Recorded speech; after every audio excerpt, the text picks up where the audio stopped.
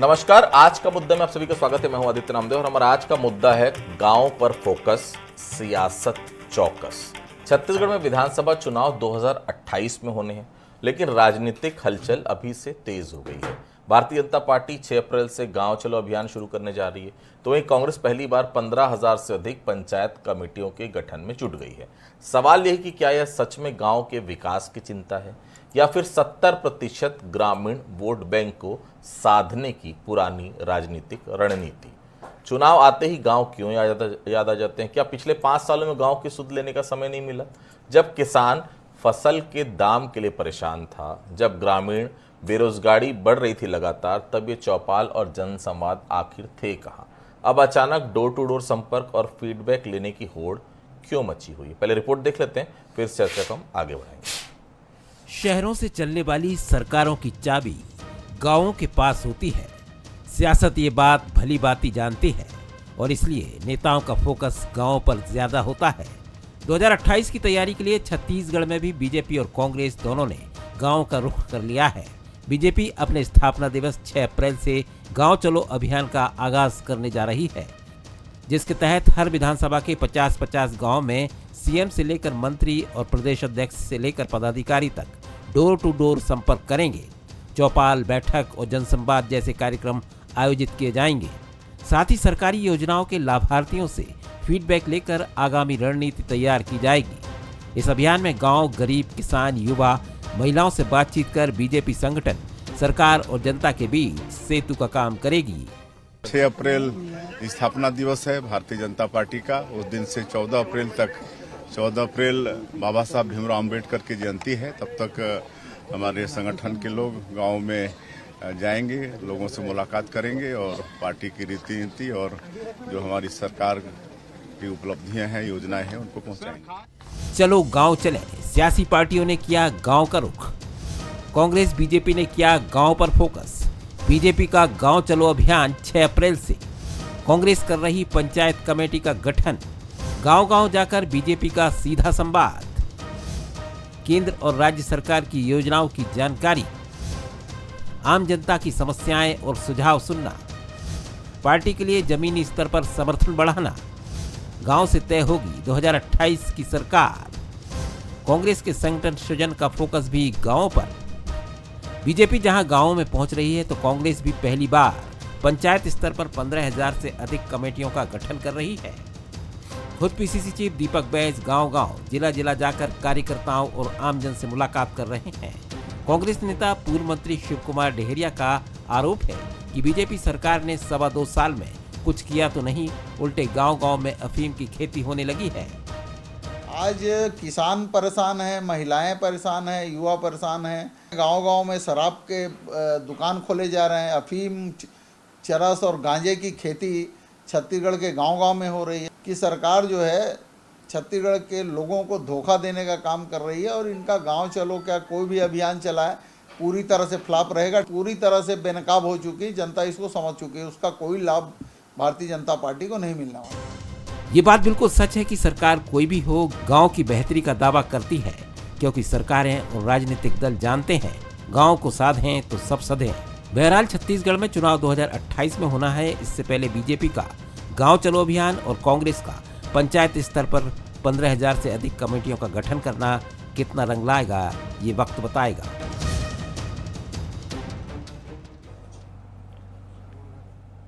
भाजपा का गांव चलो अभियान सुनने में अच्छा लगता है। नेता गांव जाएंगे, लोगों से मिलेंगे, योजनाओं का फीडबैक लेंगे, लेकिन क्या यह संवाद स्थायी होगा या सिर्फ फोटो और खबरों तक सीमित रहेगा? क्या वाकई में गांव की समस्याएं सुनकर समाधान निकलेगा या फिर यह भी एक इवेंट मैनेजमेंट बनकर रह जाएगा? दूसरी ओर कांग्रेस भी पीछे नहीं है। 15,000 पंचायत कमेटियों का गठन, क्या संगठन मजबूती का प्रयास है या चुनावी गणित का हिस्सा? अगर कांग्रेस को गांव की इतनी चिंता थी तो पहले यह पहल क्यों नहीं की गई?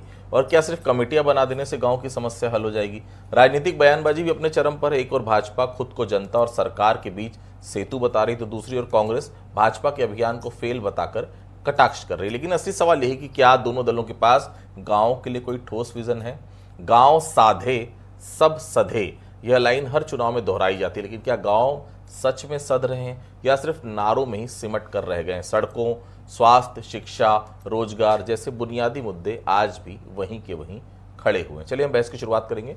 बंसल से कुछ सवाल हैं, क्या कुछ सवाल है? पहला सवाल, गांव पर फोकस कर दोनों पार्टियां अभी से अपनी जमावट कर रही हैं। दूसरा सवाल, क्या बीजेपी गांव से फीडबैक लेकर पूरी सतर्कता बरत रही है? तीसरा, क्या बीजेपी से सीख लेकर ही कांग्रेस पंचायत स्तर पर कमेटियां बना रही है? मैं मनस में लाऊंगा। धनंजय सिंह ठाकुर जी हैं, कांग्रेस के वरिष्ठ नेता प्रवक्ता मेरे साथ जुड़े हुए हैं। रामतर जी हैं, भारतीय वरिष्ठ पत्रकार है, बहुत स्वागत करता हूं रामतर तिवारी जी का। मुकेश शर्मा साहब हैं, भारतीय जनता पार्टी के नेता हैं, प्रवक्ता, बहुत स्वागत करता हूं। सबसे पहले मैं, चूंकि भारतीय जनता पार्टी से जुड़ा सवाल है, शर्मा साहब, गांव की याद इतनी जल्दी आ गई आप लोगों को? चुनाव के 2 साल पहले गांव की चिंता, कुछ खास वजह ये चिंता है या 2028 का डर? मुकेश जी। देखिए, भारतीय जनता पार्टी का 6 अप्रैल को स्थापना दिवस है, 46वां स्थापना दिवस है। इस दिन से पार्टी, वैसे तो पार्टी साल भर कोई ना कोई अभियान चलाती है, कोई ना कोई संगठन स्तर के कार्यक्रम चलते हैं। उसी कड़ी में ये कार्यक्रम है, जब 6 अप्रैल हमारे स्थापना दिवस के बाद 7 से लेकर 12 अप्रैल तक गांव चलो, गांव बस्ती चलो अभियान। तो इसके अंदर में गांव में जाकर, बस्तियों में जाकर केंद्र सरकार की योजनाओं को बताना, राज्य सरकार की योजनाओं को बताना, ये सब काम करने वाले हैं। इसमें भारतीय जनता पार्टी के कार्यकर्ता, पदाधिकारी से लेकर जितने भी जनप्रतिनिधि है वो अपने क्षेत्र में जाएंगे। तो ये ऐसा अभियान शुरू होता है जिसमें पार्टी के लोग या सरकार में बैठे हुए लोग यदि जनता के बीच में जाते हैं तो इसमें नया क्या है, आश्चर्य क्या है? ये कार्यक्रम तो चलते रहते हैं, पहले भी चले हैं और हर सरकार में चलते हैं। तो भारतीय जनता पार्टी का ये कार्यक्रम है, उसी कार्यक्रम के तहत हम जनता के बीच में जाने वाले हैं, जनता से सुझाव मांगने वाले हैं, हमारी योजनाओं का क्रियान्वयन कैसा हो रहा है ये जानने वाले हैं, और उसी के क्रम में ये कार्यक्रम रखा गया है। धनंजय जी, भारतीय जनता पार्टी के नेता हैं, प्रवक्ता हैं, शर्मा साहब ने वजह गिना दी भाई कि वो गांव क्यों जा रही है, सरकार गांव क्यों जा रही है। आप लोगों को जो गांव को लेकर जो ध्यान देने की अभी से जरूरत क्यों महसूस हो रही है? अभी तो समय है चुनाव में। धनंजय जी। देखिए आदित्य जी, कांग्रेस पार्टी में संगठन सीजन वर्ष 2025 था। आपको याद होगा, इस संगठन सीजन कार्यक्रम में हमने जिला Congress committee, block Congress committee, मंडल, सेक्टर, बूथ और हमारे जो वार्ड कमेटियां हैं और ग्राम पंचायत की जो कमेटियां हैं उसको हम पुनर्गठन कर रहे हैं।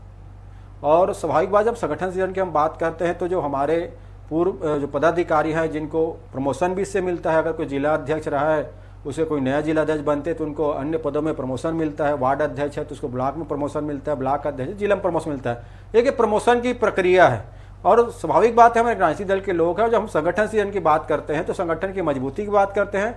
और मजबूती की जब बात करते हैं तो हम पूरे संगठन को निश्चित तौर पर जो हमारे बूथ लेवल के कार्यकर्ता हैं, हमारे जो वार्ड लेवल के कार्यकर्ता हैं, हमारे पंचायत स्तर के कार्यकर्ता हैं, उन सबसे हम मुलाकात करके हमारी संगठन की जो राजनीतिक गतिविधियां हैं, हमारे जो विचारधारा है, हमारे जो कार्यक्रम है और जो जनता की समस्याएं को लेकर जो कांग्रेस पार्टी लगातार इस कुशासन सरकार के खिलाफ जो आवाज उठा रही है, हम उसको जनता के बीच लेके जा रहे हैं। तो हम उस कार्यक्रम के फीडबैक भी लेंगे, कार्यकर्ताओं के बीच जाके हमारी चर्चाएं भी होगी, किस प्रकार से इस सरकार में हर वर्ग जो प्रभावित हो रहा है, किस प्रकार से गाँव में जो इस सरकार ने जो विनाश करने का काम किया है, किसान परेशान है, युवा परेशान है, बिजली की समस्या है, शिक्षा की समस्या है, रोजगार की समस्या है, पानी की समस्या है, करप्शन भरपूर है, वहाँ के जो खनिज संपदा कैसे सरकार लूट रही है, सारी चीजों को हम वहाँ पे चर्चा भी करेंगे। क्योंकि सरकार ने 2.5 साल में ऐसा कुछ तो किया नहीं है। आज की घटना आपको बता रहा हूँ, मैं सोशल मीडिया में पोस्ट पढ़ा, 2 सेकंड मुझे दीजिएगा। सरगुजा बचाओ अभियान करके कुछ चल रहा है, उसमें वहां के मूल निवासी कह रहे हैं कि भारतीय जनता पार्टी के नेताओं कार्यकर्ताओं को घुसने नहीं देंगे। तो जा रहे गांव चलो अभियान में, तो सरगुजा से इनको शुरुआत करना चाहिए। मुख्यमंत्री जी का गृह संभाग भी है वो। ठीक। रामोतर जी, भाजपा और कांग्रेस दोनों की तैयारी क्या संकेत दे रही है? क्या इस बार 2028 का विधानसभा चुनाव कुछ अलग अंदाज में तो नहीं लड़ा जाएगा? रामोतर जी। देखिए, गांव में बड़ा वोट बैंक है, दोनों पार्टियां उस तरफ लगी, जो कि शहरी इलाकों में तो भाजपा का प्रभाव है। गांव में भाजपा घुसना चाह रही है, गांव की समस्याओं को समझे, कार्यकर्ताओं को मजबूत करे, वो एक उनका एजेंडा होगा। पर दूसरी तरफ कांग्रेस का गांव में आधार ज़्यादा है अपेक्षाकृत, तो अपने वोट बैंक को सुरक्षित रखे, अपने लोगों को सक्रिय करे, इसलिए संगठन को मजबूत करने में लगी। दोनों पार्टियों का एक एजेंडा है अपनी पार्टी को मजबूती अपने कार्यकर्ताओं को सक्रिय करने, ऊर्जा देने और प्रमुख मुद्दों की जानकारी लेने, ये एक उनका राजनीतिक एजेंडा का हिस्सा है। इसमें गांव का कितना फायदा होगा ये समझने की बात है, क्योंकि गांव में गर्मी है, पेयजल संकट है, धान खरीदी का मुद्दा रहा है, किस गांव में जो अभी सड़कें हैं, खुद अभी आया कि कई लाख करोड़ रुपया जो है वो केंद्र सरकार का ही पैसा रुक गया, तो प्रधानमंत्री सड़क सहित बहुत सारे ग्रामों की सड़कों की स्थिति है, पेयजल की स्थितियां हैं, तो उनमें अगर सुधार हो, जैसा गांव-गांव में अवैध शराब बिक रहे हैं वो कैसे रुक सकता है, नशाखोरी बहुत तेजी से गांव में फैल रहा है, गांव के लोग जो बेरोजगार है युवक उनको रोजगार कैसे मिल सकते हैं, तो इस दिशा में अगर दोनों के पास कोई रोड मैप हो या दोनों उस दिशा में कोई अच्छा काम करें तो अच्छा संदेश जाए, क्योंकि गांव के लोग अभी उन्नत तो हुए हैं,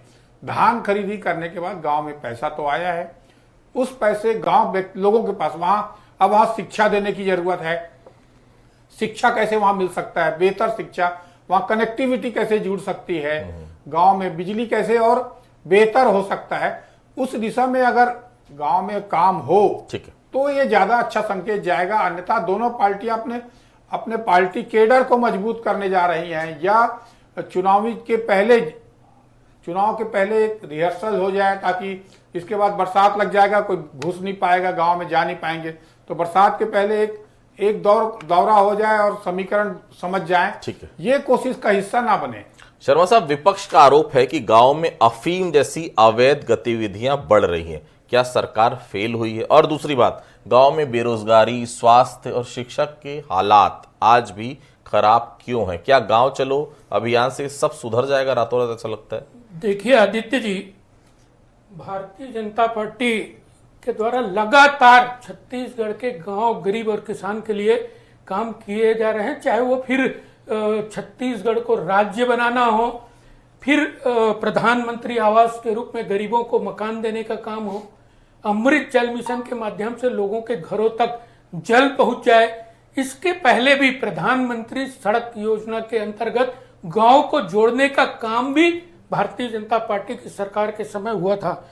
लगातार हमने बहनों को, ग्रामीण महिलाओं के सशक्तिकरण के लिए भी काम किया, महतारी वंदन के माध्यम से उनको आर्थिक रूप से सशक्त बनाने का काम किया है। तो लगातार भारतीय जनता पार्टी ग्रामीण क्षेत्र में और ग्रामीण लोगों के विकास का काम करते आई है।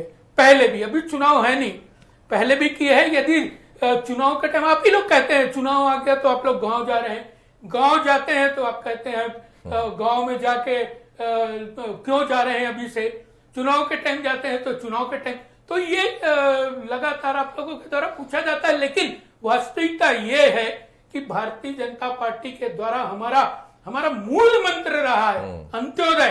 अंत्योदय के माध्यम से हम गांव, गरीब, किसान, पिछड़े हुए दलित लोगों का कैसे विकास के मूल धारा में उनको जोड़ ले, ये हमारा मूल मंत्र रहा है शुरू से। इसीलिए कांग्रेस कहती है कि आप लोग 365 दिन जो है वो चुनावी मोड पे ही रहते हैं। धनंजय जी, जब आपकी सरकार थी तब पंचायत स्तर पर इतना मजबूत ढांचा क्यों नहीं बनाया गया? आप लोग कमेटियां बना रहे हैं, उससे फायदा क्या होगा? समस्या का समाधान होगा या आप लोग चुनावी रूट मैप तैयार कर रहे हैं अभी से? धनंजय जी, देखिए आदित्य जी, हम जब सरकार में तब भी हमने ग्रामीण क्षेत्रों के विकास के लिए काम किया। आपको याद होगा जब हमने 2500 पर धान की एक मुफ्त कीमत देने की घोषणा की, और पहले बार मुख्यमंत्री के हमारी सरकार में, भूपेश बघेल जी की सरकार ने, कांग्रेस पार्टी की सरकार ने जब एक मुश्त 2500 धान कीमत दिया, तो यही नरेंद्र मोदी जी, इसकी विचारधारा किसान विरोधी है, वो फरमान जारी कर देते हैं कि आप किसानों को धान की कीमत एक मुश्त 2500 देंगे, तो जो सेंट्रल और स्टेट के बीच के जो वो है जो साझेदारी होती है चावल खरीदने में, उसको हम नहीं करेंगे। उसके बाद हमको किसान न्याय योजना शुरू करना पड़ा है। तब यही भाजपा के मित्र चिल्लाते थे कि 4 किस्त हम दे रहे हैं, 4 किस्त में दे, और यहाँ के तो नरेंद्र मोदी जी बड़े बड़े गारंटी दिए थे कि 3100 रुपए धान की कीमत पंचायत भवन में धान बेचते ही नकदी किसान को मिलेगा। 2.5 साल हो गया सरकार को, 3100 तो दूर की बात है, जो धान वास्तव में किसानों से खरीदना चाहिए नहीं खरीद पा रहे हैं धान को। स्थिति यह है कि किसानों को परेशान किया जा रहा है। इस बार आप देखेंगे सारे किसानों का रकबा काट दिया गया है, लक्ष्य रखते कुछ और है, काम कुछ और करते हैं, किसान परेशान है, टोकन निरस्त कर दिया गया। पहली बार ये देखा गया कि जो जमीन का मालिक किसान है उससे सहमति शायद सरकार नहीं लेती है और खुद ही उनके अधिकारी साइन करके जमीन को सरेंडर कर देते हैं। तो ये सरकार कभी गांव की चिंता नहीं करती है। मैंने बिजली बिल की बात कहा, कांग्रेस की सरकार ने 400 यूनिट बिजली बिल हाफ सुविधा की प्रदान किया था। गांव में भी लोग बिजली कनेक्शन रात भर लाइट जलाते थे और बिजली बिल 400 यूनिट के फायदा पाते थे। आज तो बिजली ही नहीं मिल पाता बेचारों को। बिजली अगर चली गई सांस तो आएगी तब तो ठिकाना नहीं है। तो हम तो गांव के लिए काम किए, गांव में हमारी कमेटियां रही है, पर ये साय के सुशासन की जो सरकार है ना, कर दीजिए मुझे, ये तो गए थे मुख्यमंत्री जी सुशासन तिहार मनाने के लिए, 44 लाख शिकायतें और मतलब आवेदन आए थे इनके पास में। ये कहते हमने आवेदन को सब बेहतर कर दिया, सबका निराकरण कर दिया। फिर भाजपा प्रवक्ता करते हैं कि हमारी योजना पहुंची कि नहीं पहुंची, हम उसे देखने जा रहे हैं, सरकार का फीडबैक लेने जा रहे हैं। अरे आपके पास 44 लाख जो आवेदन आए थे उसका अगर ईमानदारी से मिश्र साय जी निराकरण कर देते तो आपको गांव जरूरत जानी पड़ती नहीं। दूसरी बात, अगर सरकार में आप हो, आप खुद कह रहे हो कि हमारी योजनाओं के बारे में पूछने जा रहे हैं, मतलब आपको जानकारी नहीं है कि आपकी योजना सही है कि नहीं, कागजों में है कि मोदी जी के फोटो के साथ विज्ञापन बस में है। रावत जी, क्या इस तरह के अभियान वास्तव में वोट बदलते हैं या सिर्फ माहौल बनाते हैं? और इसी में एक सवाल ये भी, अभी के दौर में चुनावी मुद्दे गांव को आधार बनाकर तय होते हैं, तो ये मान लिया जाए ना कि शहरी मुद्दे अब पीछे छूटते जा रहे हैं? जी देखिए, गांव को आधार बनाने की कोशिश दोनों पार्टियां कर रही हैं, और क्योंकि बड़े मतदाता हैं एक, और निर्णायक मतदाता हैं, और एक बड़ा आधार तैयार गांव से ही हो पाएगा। शहर में तो है, शहर के लोगों को बुनियादी सुविधाएं हैं, गांव शहर में एक विचारधारा भी चलती है, शिक्षित वर्ग है, इनके पास पावर है, जो अलग अलग मंच है जहां से बोल सकते हैं, अपनी बात को काम करा सकते हैं। गांव के जो लोग, गांव की महिलाएं हैं, गांव के पुरुष हैं, गांव के बच्चे हैं, गांव की जो समस्याएं हैं, उन समस्याओं को हल करने के लिए एक तरह से रोड मैप तैयार कर रहे हैं, लोगों को समझ रहे हैं, उनके पास पहुंच रहे हैं कि गांव का मूड क्या है, ये समझने की कोशिश इसके जरिए होगी, ताकि वहां की जो समस्या है उसको भी समझेंगे, प्रशासनिक स्तर पर भी समझेंगे, संगठन के स्तर पर भी समझेंगे, और फिर उसकी रणनीति बनाएंगे। ताकि अभी भी वक्त है, चाहे कांग्रेस हो चाहे भाजपा हो, दोनों पार्टियों को गांव की जो बेरोजगारी की समस्या है उसका हल किस तरह से निकाल सकते हैं, रोड कनेक्टिविटी कैसे हो सकती है ये समस्या बना सकते हैं, वहां पर लोगों को कैसे आत्मनिर्भर और बन सकते हैं। जैसे पानी का संकट गर्मी में अभी बहुत ज्यादा आने वाला है, नदियां सूख रही हैं, उसके लिए क्या सकते हैं, वन जो कट रहे हैं, वनों को कैसे बचाव हो सकता है, वो अनेक समस्याएं जो गांव से निकल रही, वास्तविक जरूरतमंद जो लोग हैं, उन जरूरतमंद लोगों को, जैसा अभी चावल फ्री में मिल रहा है, ऐसी कई योजनाएं तो सरकार ने ला दी है, उन गरीब लोगों को फायदा तो हो रहा है। अब उनका जीवन स्तर में कैसे सुधार हो सकता है, ये एक बड़ा वेलफेयर का काम होगा कि गांव की जो बुनियादी समस्याएं हैं, कि वहां पर जो शराब जो जिस तरह से बढ़ रहा है, जो शिक्षा जिस तरह से गति आनी चाहिए वो नहीं आ रहा है, हम और आगे जो फसलों के जो फसल में अभी हम धान पर केंद्रित हैं, उन फसलों को कैसे प्रोत्साहित कर सकते हैं किसानों को वहां पर, ताकि उनको दिशा मिल पाए लोगों को, क्योंकि सब्जी और अन्य जो उत्पादन किस तरह से बेहतर तरीके से हो सकते हैं, इन सारी चीजों पे अगर काम हो, उनको दिशा दी जाए। पेयजल का जो संकट है वो संकट आगामी समय बढ़ने की संभावना है, बिल्कुल पर्यावरण की संभावना है जो बढ़ने की है, तो उसके लिए क्या हो सकते हैं? मुकेश जी, महतारी वंदन योजना हो, किसानों को बोनस हो, और भी कई योजना जिसका डायरेक्ट बेनिफिट सरकार ग्रामीणों को दे रही है। अगर सरकार गांवों के इतने करीब है तो फिर गांव की समस्याओं के लिए अब फीडबैक लेने की जरूरत आखिर क्यों आन पड़ी? मुकेश जी देखिए आदित्य जी, गांव के अंदर में जाते हैं तो खाली वो फीडबैक एक विषय नहीं होता है, लगातार लोकतंत्र के अंदर में जनता का विश्वास बहुत बड़ी चीज है। भारतीय जनता पार्टी ने, चाहे वो विधानसभा हो, लोकसभा हो, नगरीय निकाय हो, त्रिस्तरीय पंचायत चुनाव है, सभी चुनावों में लगातार जनता का आशीर्वाद भारतीय जनता पार्टी के साथ रहा है। ऐसी स्थिति में यदि जनता के सतत संपर्क में रहा जाए तो फिर उसको बहुत सारे पैमाने में बांधना की इसलिए जा रहे हैं, ऐसा नहीं है। सतत संपर्क भी होगा, बहुत सारे अभियान होते हैं, हम इस अभियान में स्वच्छता अभियान को भी जोड़ के रखे हुए हैं। हम जब गांव के अंदर जाएंगे तो स्वच्छता को लेके भी हमारे जो भी प्रतिनिधि जाएंगे, जो भी हमारे पदाधिकारी जाएंगे, वो स्वच्छता के जागरूकता को लेके भी बात करेंगे, स्वच्छता अभियान भी चलाएंगे। ऐसे अनेक हमने यदि हर विधानसभा में 50 ऐसे गांव चिन्हित किए हैं, बड़े गांव, जहां पे जनसभाओं के माध्यम से इस प्रकार के अभियान का जानकारी उनको देंगे, इस प्रकार के अभियान चलाएंगे, तो इसमें कहाँ ये है कि ठीक है। चुनाव के दृष्टि से या वोट की दृष्टि से जा रहे हैं। ये सतत संपर्क बनाने की एक प्रक्रिया है। मुकेश जी, एक चर्चा और भी है, आप कंफर्म करेंगे, चर्चाएं तो बहुत चलती रहती कि अप्रैल में आप लोग शुरू कर रहे हैं निश्चित तौर पर 6 तारीख से, 1-1.5 महीने चलेगा। उसी समय पश्चिम बंगाल तमाम राज्यों का चुनाव भी है, हो सकता है उसके बाद रिजल्ट भी आ जाए।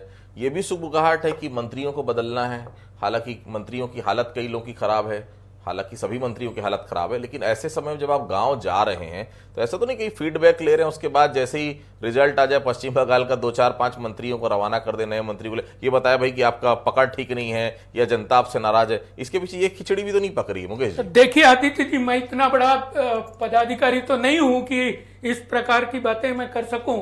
ये तो विशेषाधिकार है मुख्यमंत्री जी का, क्या होना चाहिए क्या नहीं होना चाहिए, लेकिन इस अभियान से इस चीज का कोई संबंध नहीं है। जितने मंत्री अभी हैं उसमें से कई आपसे बहुत जूनियर हैं मुकेश जी, आप बहुत ऊंची चीज है, आप कैसे ऐसा बोल रहे हैं? नहीं, ऐसा बिल्कुल नहीं है। योग्यता के आधार पे मंत्रिमंडल का गठन हुआ है, मुख्यमंत्री जी का विशेषाधिकार है, और ये विषय और ये हमारा जो अभियान है, ये इस विषय में कहीं दूर दूर से कोई संबंध नहीं है। ठीक है धनंजय जी, 15,000 पंचायत कमेटियां आप लोग बना रहे हैं, क्या ये संगठन की मजबूती है या सिर्फ चुनावी तैयारी? और दूसरी बात, जब आपकी सरकार थी तब पंचायत स्तर पर इतना मजबूत ढांचा क्यों नहीं बनाया गया था? क्या और बनाने की जरूरत थी, ऐसा लग रहा है आपको?